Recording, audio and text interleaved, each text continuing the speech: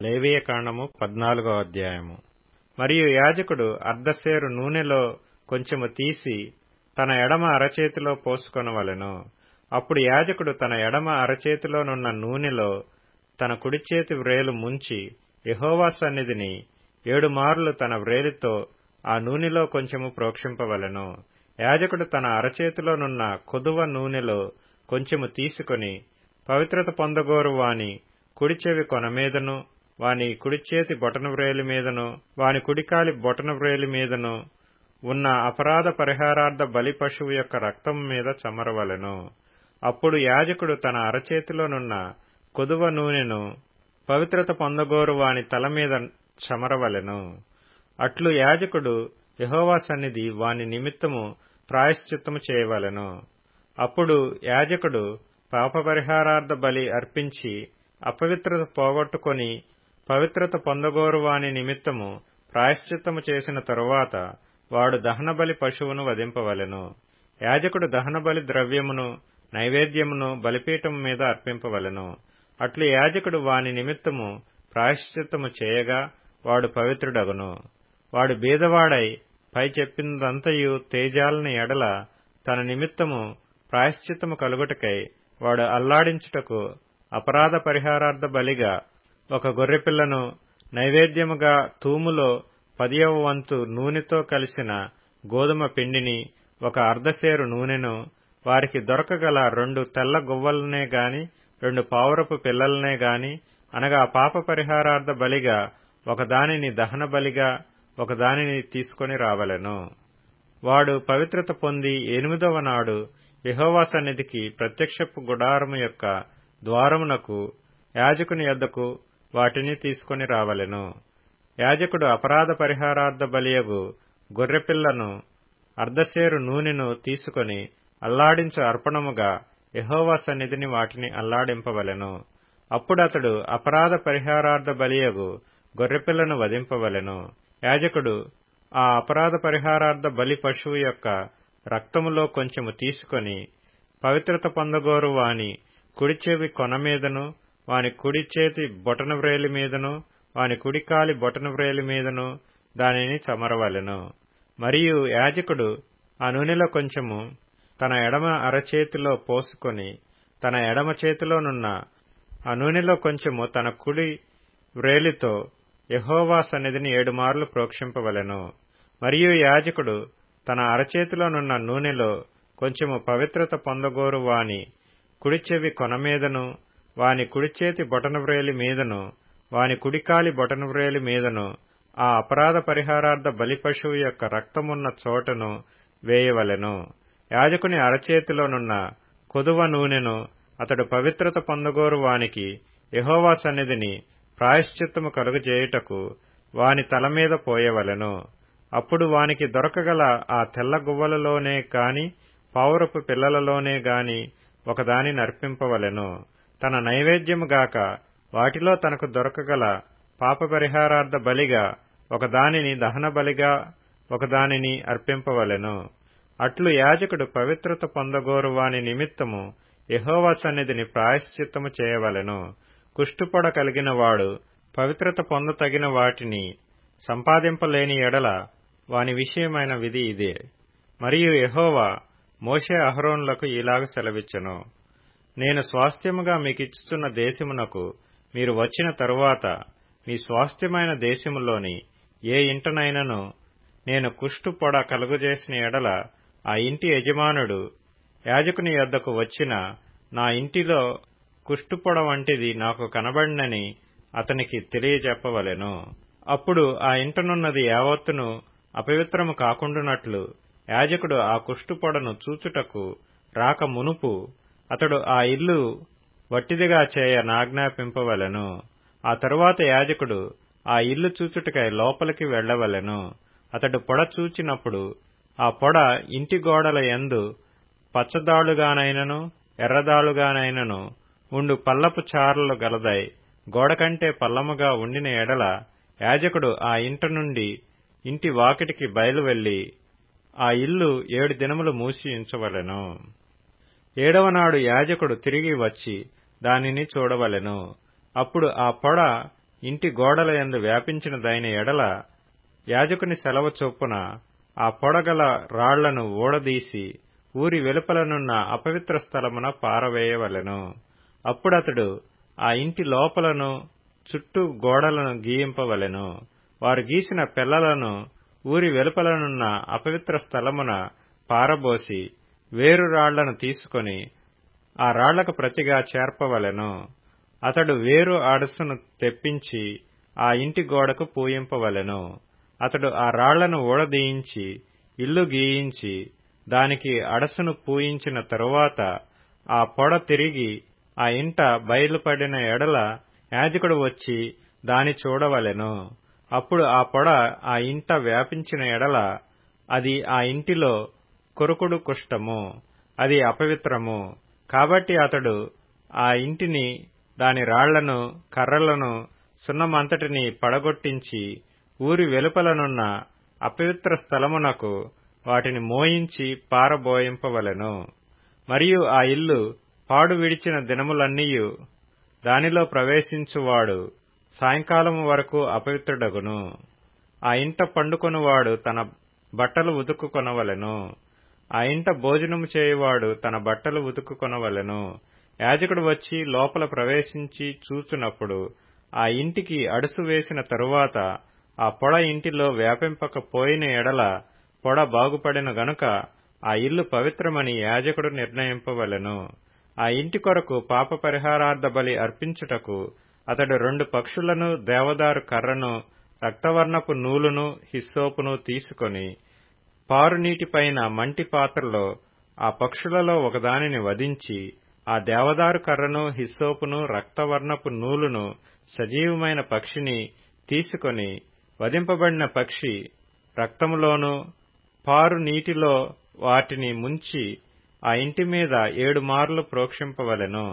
అట్లు ఆ పక్షి రక్తముతోనూ, ఆ పారు నీటితోనూ, సజీవమైన పక్షితోనూ, దేవదారు కర్రతోనూ, హిస్సోపుతోనూ, రక్తవర్ణపు నూలుతోనూ ఆ ఇంటి విషయంలో పాప పరిహారార్థ బలి అర్పింపవలెను.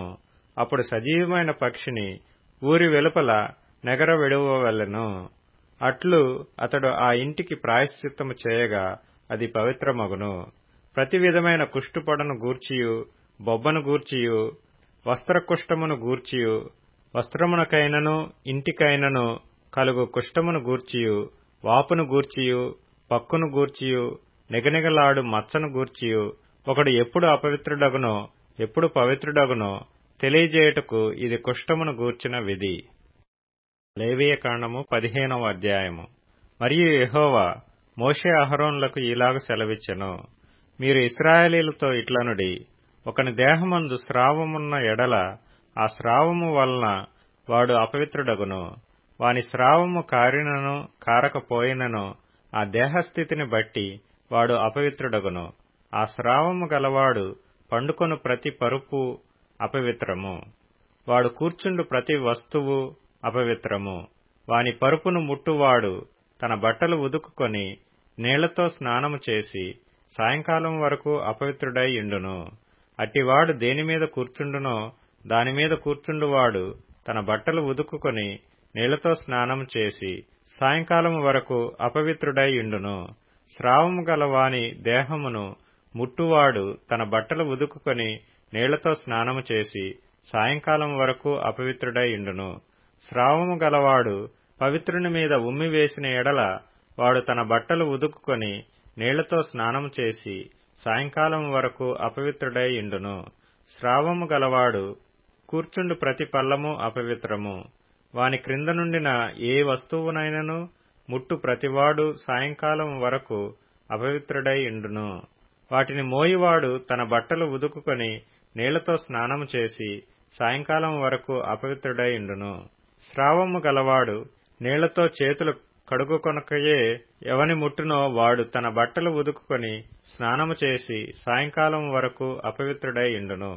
స్రావము గలవాడు ముట్టుకొనిన మంటి పాత్రను పగలగొట్టవలెను.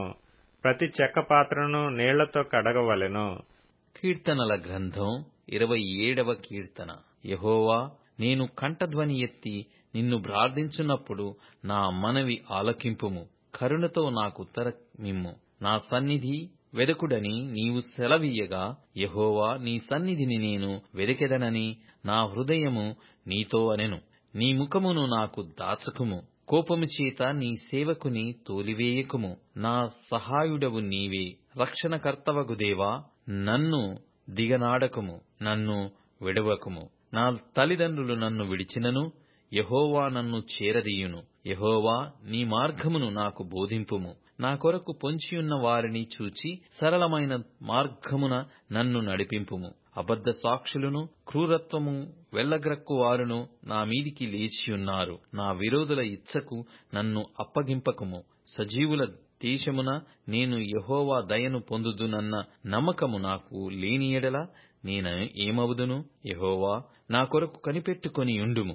ధైర్యము తెచ్చుకొని నీ హృదయమును నిబ్బరముగా నుంచుకొనుము. యెహోవా కొరకు కనిపెట్టుకొని యుండుము. సామెతల గ్రంథం 6వ అధ్యాయం. ఆజ్ఞ దీపముగాను ఉపదేశము వెలుగుగాను ఉండును. శిక్షార్థమైన గద్దింపులు జీవమార్గములు. చెడు స్త్రీ యొద్దకు పోకుండను, పరస్త్రీ పలుకు ఇచ్చకపు మాటలకు లోబడకుండను అవి నిన్ను కాపాడును.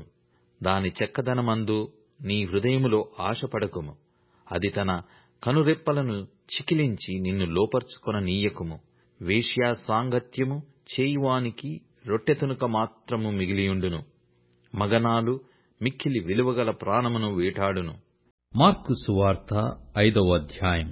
వారా సముద్రమునకు అద్దరినున్న గెరసేనుల దేశమునకు వచ్చిరి.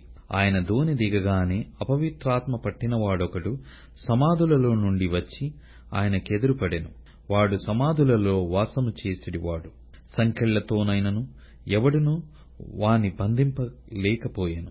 పలుమారు వాని కాళ్లకును చేతులకును సంకెళ్లు వేసి బంధించినను వాడు ఆ చేతి సంకెళ్లను తెంపి కాలి సంకెళ్లను తుత్తునియలుగా చేసెను గనుక ఎవడునూ వానిని సాధుపరచలేకపోయెను. వాడు ఎల్లప్పుడూ రాత్రింబగళ్ళు సమాధులలో కొండలలోనూ కేకలు వేయుచు తన్ను తాను రాళ్లతో గాయపరచుకొనుచు నుండెను. వాడు దూరము నుండి యేసును చూచి పరిగెత్తుకుని వచ్చి ఆయనకు నమస్కారము చేసి, యేసు, సర్వోన్నతుడైన దేవుని కుమారుడా, నాతో నీకేమి? నన్ను బాధపరచకుమని దేవుని పేరట నీకు ఆనబెట్టుచున్నానని బిగ్గరగా కేకలు వేసెను. ఎందుకనగా ఆయన అపవిత్రాత్మ ఈ మనుష్యుని విడిచిపొమ్మని వానితో చెప్పెను. మరియు ఆయన నీ పేరేమని వానినడగగా వాడు నా పేరు సేన, ఏలయనగా మేము అనేకులమని చెప్పి తమ్మును ఆ దేశములో నుండి తోలివేయవద్దని ఆయనను మిగుల బతిమాలుకొనెను. అక్కడ కొండ దగ్గర పందుల పెద్ద మంద మేయుచుండెను గనక ఆ పందులలో ప్రవేశించున్నట్లు మమ్మును వాటి యొద్దకు పంపుమని ఆ దయ్యములు ఆయనను బతిమాలుకొనెను. యేసు వాటికి సెలవీయగా ఆ అపవిత్రాత్మలు వానిని విడిచి పందులలో ప్రవేశించెను. ప్రవేశింపగా ఇంచుమించు 2000 సంఖ్య గల ఆ మంద ప్రపాతము నుండి సముద్రపు దారిని వడిగా పరిగెత్తుకొనిపోయి సముద్రములో పడి ఊపిరి తిరగక చచ్చెను. ఆ పందులు మేపుచున్నవారు పారిపోయి పట్టణములోనూ గ్రామములలోనూ ఆ సంగతి తెలియజేసిరి. జనులు జరిగినది చూడ వెళ్లి యేసునొద్దకు వచ్చి, సేన అను దయ్యములు పట్టినవాడు బట్టలు ధరించుకుని స్వస్థచిత్తుడై కూర్చుండియుండుట చూచి భయపడిరి. జరిగినది చూచిన వారు దయ్యములు పట్టిన వానికి కలిగిన స్థితియు పందుల సంగతియు ఊరివారికి తెలియజేయగా తమ ప్రాంతములు విడిచిపొమ్మని వారాయనను బతిమాలుకొనసాగిరి. ఆయన దోణి ఎక్కినప్పుడు దయ్యములు పట్టినవాడు ఆయన యొద్ద తన్నుండమని ఆయనను బతిమాలుకొనెను గాని ఆయన వానికి సెలవీయక, నీవు నీ ఇంటివారి యొద్దకు వెళ్ళు, ప్రభువు నీ యందు కనికరపడి నీకు చేసిన కార్యములన్నిటినీ వారికి తెలియజెప్పుమనెను. వాడు వెళ్లి యేసు తనకు చేసినవన్నీయు దెకపొలియలో ప్రకటింపనారంభింపగా అందరూ ఆశ్చర్యపడిరి.